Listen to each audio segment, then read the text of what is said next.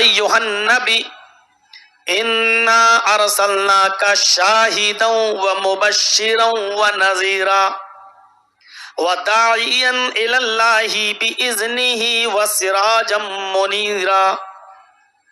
اے میرے نبی، یا ایھا النبی، اے نبی، اے میرے حبیب، اے میرے نبی، ہم نے آپ کو شاہد بنا کر بھیجا۔ یہ 5 چیزیں جو میں بتانے جا رہا ہوں اس کو تھوڑا سا ذہن میں رکھیے گا۔ نبی اکرم کے 5 اوصاف قرآن نے یہاں بیان کیے ہیں، اور یہ 5 کو یاد رکھیے گا۔ میں بہت آہستہ آہستہ اور دھیرے دھیرے بول رہا ہوں۔ ہم نے آپ کو شاہد بنا کر بھیجا، شاہد کے مطلب گواہی دینے والا، شاہد بنا کر بھیجا، پہلا۔ وَمُبَشِّرًا، مبشر خوشخبری دینے والا بنا کر بھیجا، وَنَذِيرًا، اور ڈرانے والا بنا کر بھیجا، 3۔ اے نبی میں نے آپ کو شاہد بنا کر بھیجا، 1، مبشر بنا کر بھیجا، 2، نذیر ڈرانے والا بنا کر بھیجا، 3، وَدَاعِيًا إِلَى اللَّهِ بِإِذْنِهِ، اور اللہ کے حکم سے اللہ کی طرف دعوت دینے والا، یعنی داعی الی اللہ بنا کر بھیجا، اللہ کی طرف بلانے والا، داعی الی اللہ بنا کر بھیجا، 4، وَسِرَاجًا مُنِيرًا، اور ہم نے آپ کو روشن سورج بنا کر بھیجا، روشن چراغ بنا کر بھیجا، ہم نے آپ کو روشن سورج بنا کر بھیجا۔ یہ 5 صفتیں بیان کی گئی ہیں، اور ان 5 اوصاف کے اندر محمد رسول اللہ پورے اترتے ہیں۔ پہلی صفت دیکھیے، شاہد بنا کر بھیجا، گواہ، گواہی دینے والا۔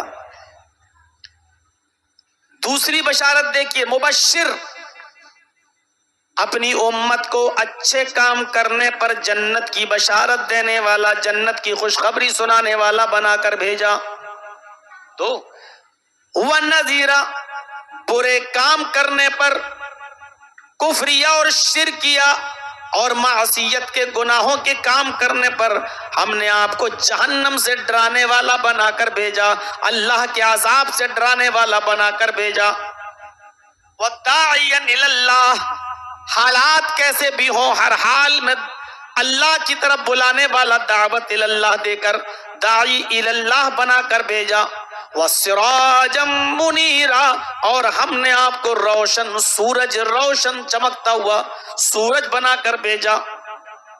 داعی دعوت دینے والا نہیں، اور شاہد گواہی دینے والا، گواہ، گواہی دینے والے کی بہت بڑی حیثیت ہوتی ہے۔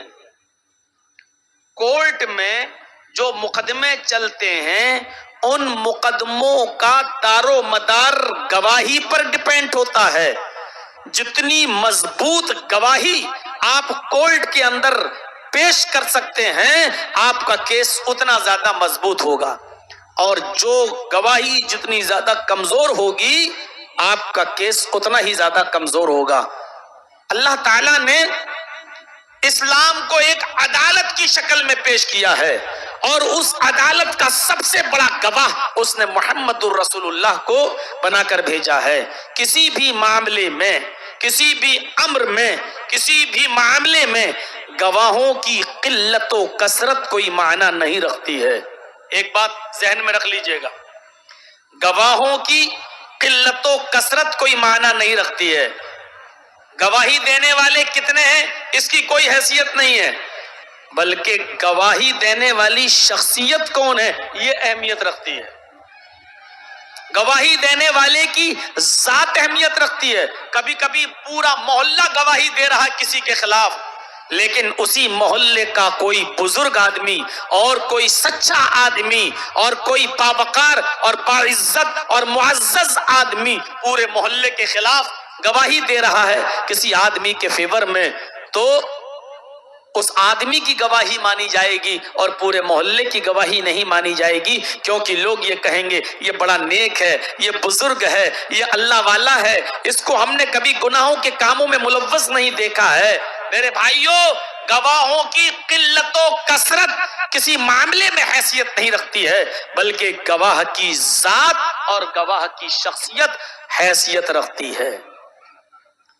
اللہ نے کہا ہے محمد صلی اللہ علیہ وسلم ہم نے آپ کو گواہ بنا کر بھیجا ہے، تو آئیے پہلے رسول اللہ کی شخصیت دیکھیں کہ کیسی تھی۔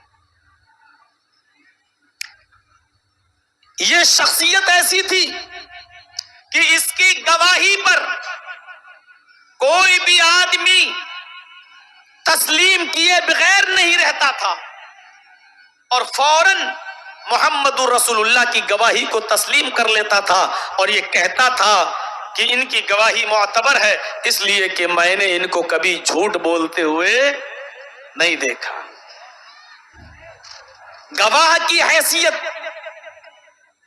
گواہوں پر بھاری ہوتی ہے اگر گواہ معتبر ہو، معزز ہو اور باعزت ہو۔ کوہ صفا پر جب اللہ کے نبی چڑھ گئے، دیکھیے، اور جب کھلم کھلا دعوت و تبلیغ کا حکم دیا، آپ جب کوہ صفا پر چڑھے، ایک پہاڑی تھی مکے کے اندر جس کا نام تھا صفا، اس پہاڑی پر چڑھ گئے اور آواز دی تو تمام لوگ اس پہاڑی کے ارد گرد جمع ہو گئے۔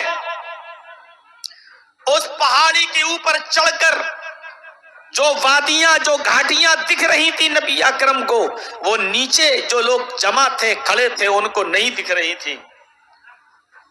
اللہ کے نبی صلی اللہ علیہ وسلم نے ان مکے والوں سے پوچھا، اے کافرین مکہ، اے مکے والوں،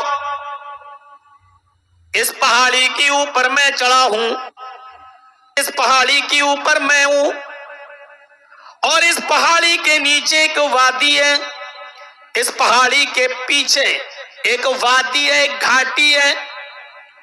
اگر میں تم سے یہ کہوں کہ اس وادی کے پیچھے ایک لشکر چھپا ہوا ہے، اس گھاٹی میں، اس وادی میں ایک لشکر چھپا ہوا ہے، اور وہ لشکر اتنا خونخوار اور خطرناک ہے کہ وہ تمہارے اوپر حملہ کرنے والا ہے، تو بتاؤ تم میری اس بات کو مانو گے یا نہیں مانو گے؟ انداز دیکھیے کہنے کا، اے مکے والو، اگر میں تم سے یہ کہوں کہ اس وادی کے پیچھے ایک لشکر چھپا ہوا ہے اور وہ لشکر بہت خونخوار ہے جو تم پر حملہ کرنے والا ہے، تو تم میری اس بات کو مانو گے یا نہیں مانو گے؟ آپ نے یہ بات کہہ کر ان کے ذہنوں میں اپنی مقبولیت بڑھائی۔ اے لوگو، اس وادی کے اندر لشکر چھپا نہیں ہے، اس پہاڑی کے نیچے کوئی خونخوار لشکر نہیں ہے، لیکن اگر میں یہ کہوں کہ چھپا ہے، دونوں باتیں، چھپا نہیں ہے، کوئی لشکر ہے نہیں، لیکن میں یہ کہوں کہ اس وادی کے پیچھے ایک لشکر چھپا ہے، تو تم میری بات کو مانو گے یا نہیں مانو گے؟ اس پہاڑی کے نیچے جتنے بھی مکے کے لوگ جمع تھے، سارے کے سارے لوگ چیخ پڑے، ہاں ہم آپ کی بات کو فوراً مان لیں گے، ہم آپ کی بات کو فوراً تسلیم کر لیں گے، ہم آپ کی بات کو فوراً آمنا و صدقنا کہہ دیں گے، ہم اس لشکر کی والی بات مان لیں گے، لشکر چھپا ہو یا نہ چھپا ہو، لیکن آپ کہیں گے تو ہم مان لیں گے، اور اس لشکر سے اپنے آپ کو بچانے کی فکر بھی کریں گے۔ نبی اکرم نے فرمایا، کیوں؟ میں تو دونوں باتیں کہہ رہا ہوں۔ اے بھئی آپ بیٹھ جائیے، اب آپ لوگ یہاں سے نہ اٹھیں، وہاں سے تو ویسے ہی ڈسٹرب ہو رہا ہے، اب آپ لوگ سامنے سے نہ اٹھیے، کم سے کم اتنا ڈسٹرب مت کریے۔ ارے جب زیادہ تیز بارش ہوگی تو سب سے پہلے مولوی لوگ بھاگیں گے یار، آپ لوگ کیوں پریشان ہیں؟ ابھی اتنی تیز بارش نہیں ہے، بیٹھ جاؤ جس کو جہاں جگہ مل رہی ہے۔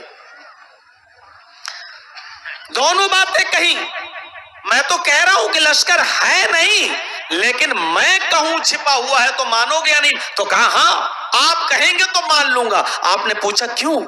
میری بات ماننے کی وجہ کیا ہے؟ کوئی اور کہے تو نہیں مانو گے اور میں کہوں تو فوراً مان لو گے، چاہے چھپا ہو یا نہ چھپا ہو، لیکن اگر میں کہہ رہا ہوں چھپا ہے تو میری بات مان لو گے۔ اس کی وجہ کیا ہے، اس کی بات کیا ہے؟ دیکھیے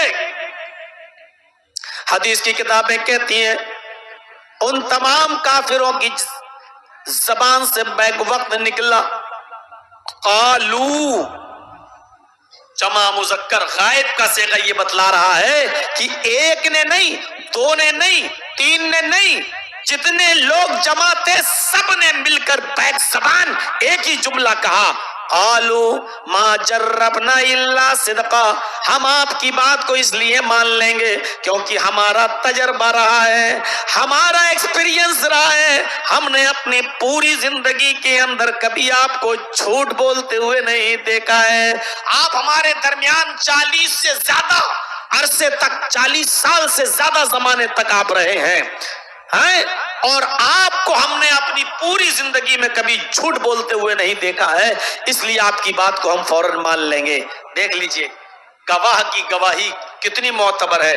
ہم پورے مکے کی بات نہیں مانیں گے لیکن آپ کی بات مان لیں گے۔ اگر پورا مکہ کہے گا لشکر چھپا ہے تو ہم نہیں مانیں گے، لیکن آپ کہیں گے تو ہم مان لیں گے۔ کیوں؟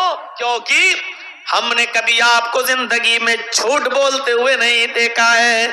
کسی بھی معاملے میں گواہوں کی قلت و کثرت معنی نہیں رکھتی ہے، گواہ کی ذات معنی رکھتی ہے، اور اللہ نے جو گواہ بنا کر بھیجا ہے محمد الرسول اللہ، وہ ذات اتنی زیادہ سچی ہے، اتنا زیادہ معتبر ہے کہ مکے کے لوگ کہہ رہے ہیں ما جربنا الا صدقا، ہماری گواہی ہے اس بات پر، ہمارا ایکسپیرینس اور تجربہ ہے اس بات پر کہ ہم نے کبھی اپنی پوری زندگی میں آپ کو جھوٹ بولتے ہوئے نہیں دیکھا۔